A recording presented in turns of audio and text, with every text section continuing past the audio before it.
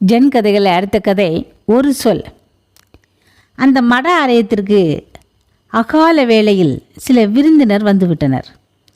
குரு சமையற்காரரை அழைத்து அவசரமாக சமைக்க சொன்னார். அந்த சமையற்காரர் சாதாரண ஆள் அல்ல, ஞானி. முதியோரான சமையற்காரரான ஞானி தோட்டத்திற்குள் சென்று அவசரமாக காய்களை கொய்து கொண்டு வந்தார். அதில் ஒரு பாம்பு வந்துவிட்டது.